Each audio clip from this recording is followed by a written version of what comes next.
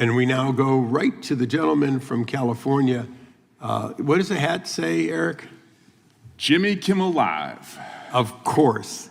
The gentleman is recognized for 5 minutes. Thank you, Chairman. And I'll get to AI in a moment, but I'm not going to miss the opportunity to ask my colleagues, the proponents of free speech across the aisle and the champions who sit with me, to condemn in the harshest terms what is happening right now from our administration. The second late-night comedian has been taken off the air because the president did not like a joke. I want to first condemn in the harshest tones the murder of Charlie Kirk. He should be with his family right now.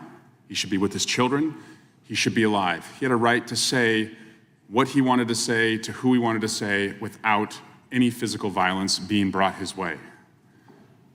And Jimmy Kimmel had a right to say what he said, which didn't in any way suggest that somebody in the MAGA world had been responsible for the murder of Charlie Kirk. He was just pointing out what folks online were doing as Twitter detectives before any investigation had been completed were saying about the assassination of Charlie Kirk.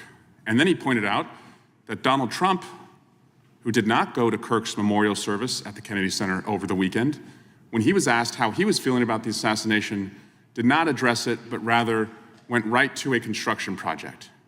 And for that, Jimmy Kimmel was taken off the air. That's not who we are.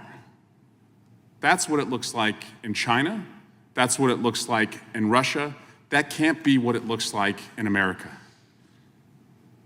And the foundation of this, the genesis of this, was the president's FCC chairperson, Brandon Carr, sending a tweet that said, essentially, and giving an interview to a podcaster where he said, essentially, if ABC doesn't want to do this the easy way and suspend Jimmy Kimmel, we will do it the hard way, and it would be government censorship. Maybe I was not loud enough in the past when Republicans spoke out against government censorship, and if that's the case, I will go back and revisit whether I could have been louder.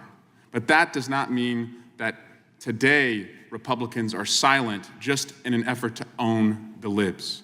If you didn't like cancel culture when you thought it was happening in prior administrations, you certainly can't look at what just happened in our country and accept that that is something we should live with and we should tolerate. So I want to make it clear, there's going to be a Democratic majority in just over a year.